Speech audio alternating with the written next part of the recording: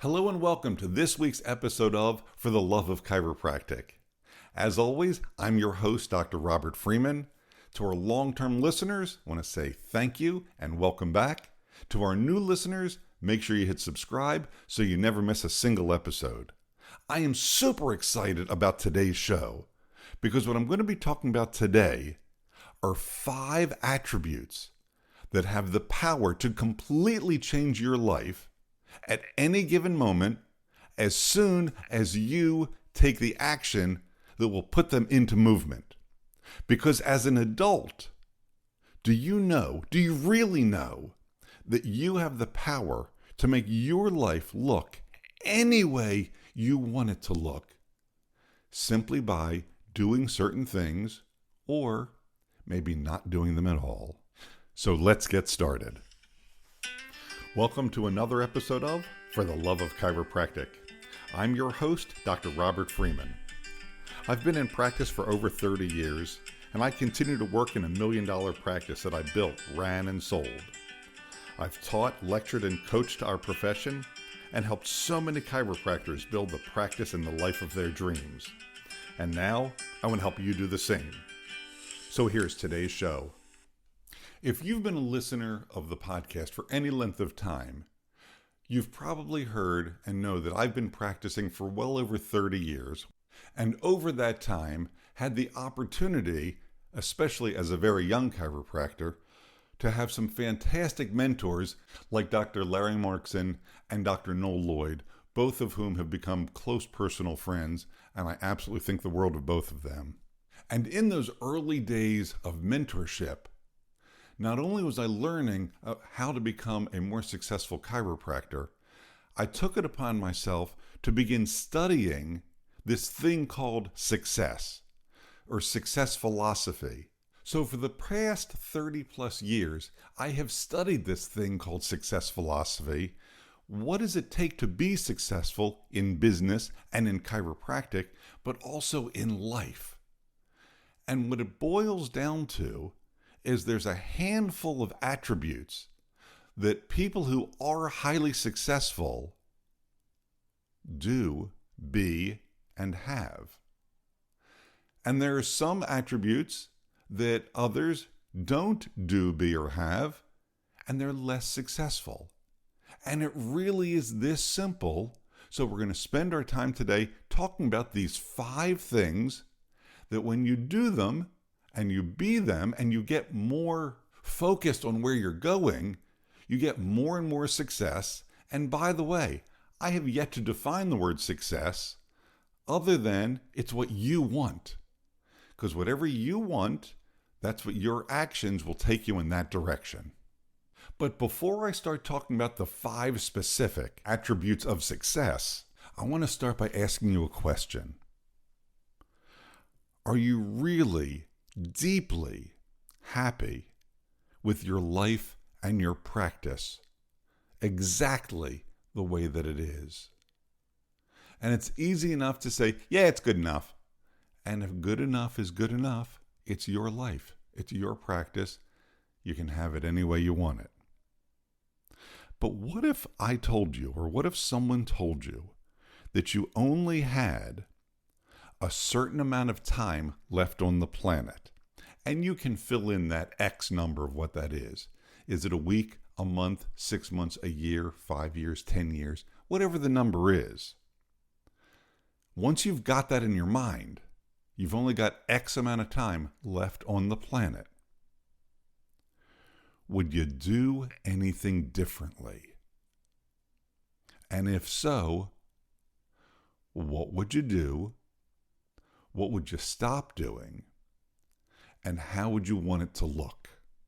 If you search the internet and the archives, you can probably find an article that I wrote a bunch of years ago, and it was called The Ticking Clock, because all of us have this ticking clock.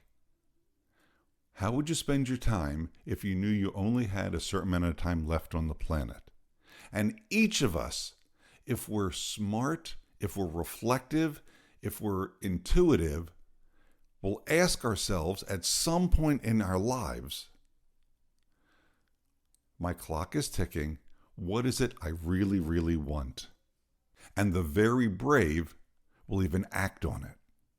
Or said slightly differently, 6 or 7 years ago, another dear friend of mine, a great chiropractor in Indiana, his name is Dr. Tron Sealand, shout out to Tron, said to me on one of our phone conversations, what's the coolest life that you'd like to see? And those words hit me in such a way with such resonance, I scribbled it down on a Post-it note because even I wasn't sure exactly what that should look like or what that could look like. And for me personally, it took about 2 years to really focus in on what's the coolest life that I'd like to see, and then set forth and created it. So the place we'll start today, since we've talked about the ticking clock, is you should ask yourself, what's the coolest life I'd like to see? And by the way, that's a life that you believe you actually can accomplish. And what I mean by that is, I've known doctors who say, oh, you know what? I want to never work again, and I want to own the private jet, and I want to fly all over the world. Well, unless you can come up with some way that you're going to have millions of dollars at your disposal, you need something that's a little bit more realistic. That's not to say any dream can't be accomplished, but there has to be a way that you're going to get there. So now let's dig into these 5 attributes that I've identified that are going to help you create the coolest life that you'd like to see. Absolute number 1 on the list is to be decisive. Make a decision. Decide what it is you want, where you want to go.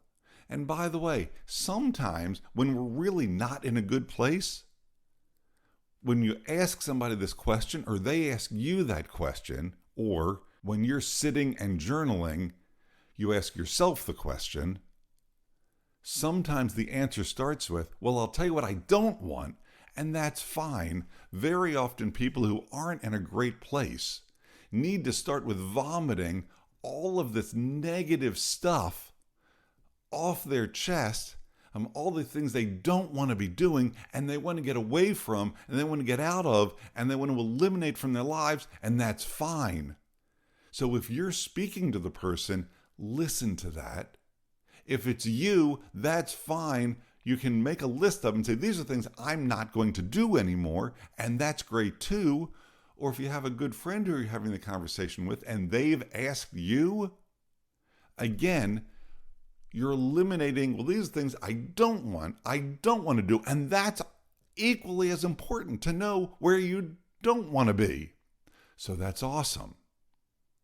And once you've gotten that off your chest, what is it you do want? Being decisive. This is what I want. So maybe I want to see more patients. I want to see fewer patients. Well, how many more? What's the goal you're looking for? I want to live in a different house. I want to live in a different town. Okay, bigger house, smaller house. Where is it? What does it look like? What are you shopping for? My significant other and I aren't getting along, or our relationship isn't the way I want it to look. Fine, be decisive. What is it you want? And be prepared to discuss and negotiate on those things. When you're talking about significant others and intimate relationships, there's a great exercise called needs, wants, and likes. And I've had a lot of docs use this when I'm working with them. Needs, wants, and likes looks like this. And it might take you a month to do this exercise, and that's fine too.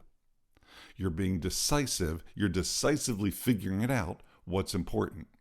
So in terms of a relationship, or it could be anything in your life, what are the needs? I absolutely need this in this situation or from this situation. Needs are non-negotiable. It's absolute. It's what I desire. It's what it has to be, and I ain't willing to negotiate on it. And by the way, on the needs section, most people usually only have 2 or 3 of them.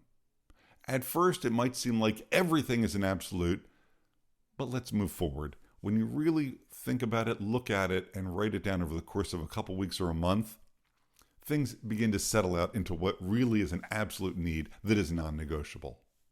The second category are wants. Wants are things that you want to have, but there's room for negotiation. Maybe you decide I need to live in a warm climate. Okay, that's fine. Well, and I need to be on the beach. Okay, do you need to be on the beach, or across the street from the beach would be okay too? So in reflection, well, I want to be really, really close to the beach. Okay, so across the street would be okay. I can negotiate on that, but I'm at the beach. There's no denying that. If this is what we're doing the list about, again, can be personal, can be where you live, can be any of these different things, but it's worth going through the exercise. So we have needs, we have wants, and then likes are the things that I'd really like to have also, but you know what? If it wasn't there, that's okay. They're things that it would be the cherry on top, but I'm still getting my big piece of cheesecake. It doesn't have a cherry. I'm okay with that. If it did have it, that would be awesome too. So being decisive is the number one ingredient that leads you towards success, or non-decisive is one of the cancers that kills your success. Number two is procrastination. Procrastination, putting things off that need to get done, slows more people down than anything else on our list, and it is the second biggest one that I wish I could eliminate for everybody. We'll get to the biggest one in just a little bit. But procrastination, not doing it now, is what slows people from getting what it is they want. If you're going to do it anyway, whatever it is, if you're going to do it anyway at some point, how long do you want to carry around the burden of, oh yeah, I have to get that done? Why not get it done now? Have it done, on the shelf, put away, in the box, finished up, all done, and move on to the next thing, as opposed to carrying that around with you for hours, days, weeks, sometimes even months or years. Oh my God, why would you do that? Why would you purposely slow yourself down when you're running a race? Because as we said, the clock is ticking. Let's go where we want to go, grow the direction we want to grow as fast as possible. So don't procrastinate. Speaking of as fast as possible, when we've decided where we're going, being decisive, and we're not procrastinating, we are moving forward at an action pace as fast as we possibly can, I'm going to encourage you to take massive action steps as big and as fast as you can. Make sure you're covering the bases. Make sure you're not going too far out on the limb that the limb's going to break, but be out there far enough that you're getting the sunshine so you are in growth mode. But take massive action steps, tiptoeing along while it moves you forward. Can you move faster at a pace to get what you want? Because the clock is still ticking. I think you need to be prudent with your time and your resources. I think you need to educate yourself properly about the direction you're going in. But once you've decided that and you know you're going to do it now in as big a step as you possibly can. And now we come to number 4. Number 4 is the mommy of all of them. Or maybe it's the daddy of all of them. It's the big one. It's the one that kills more dreams. It's the one that stops more success. It's the one that holds people in mediocrity, sometimes for their entire life. So what is it that I'm talking about? Fear. Have no fear. If something goes wrong, what did it really cost you? Maybe it cost you some time. Okay, but you'll learn something along the way. Maybe it cost you some money. Okay, we can always make more money. So why do people have these fears? Well, there's 6 different reasons that they may have these fears. Some people actually truly do have a fear of being successful, so they stay in mediocrity. Some people are afraid to step up because they have a fear of loss. They're afraid they're going to lose something they already have. So if they try and push forward, they'll fall backwards. Others just have a fear of failure. They're afraid to fail, but there are no failures. Everything is a learning experience. You either succeed or you learned, that didn't work, so what else should I try? Even when Thomas Edison was attempting to invent the light bulb, and it took him over 1,000 tries, I believe that was the number, what he said was, when asked, "You failed 1,000 times," he said, "No, I didn't. I've learned 1,000 different ways to not make a light bulb work." Some people are so afraid of abandonment, of being left alone, or of rejection, even worse, someone saying something bad about them, that stops them. That fear stops them right in their tracks. But a lot of people are just afraid of the unknown. Oh, it's better to stay where I am than to venture into the unknown territory. And what I can tell you about fear and moving forward is that people move forward when staying where you are is more painful than the fear of the change. Some people who take massive action steps and are not procrastinators, it seems like they have no fear. You know why? Because they understand, I don't want to be where I am and I really want to get to where I'm going. So they just move that much more efficiently and eloquently as they go forward. Because that unknown piece and the other things that I mentioned just doesn't stop them. And the fifth and final attribute of success is the first cousin of having no fear. This fifth attribute is related to the fear of the unknown, the fear of abandonment, and the fear of rejection. This fifth one is the ability to confront. Usually it's a person, sometimes it's a situation, but step up and confront it and do it. Nike made billions of dollars with the catchphrase, "Just do it." You know what? That's how it is. Let's confront it and take care of it. In chiropractic practice, how often do we not confront? Maybe it's a staff member. Maybe it's a patient. Maybe it's a balance issue with someone. Maybe it's an attorney who we've had a great relationship with, but this case is going sideways in the case of a personal injury case.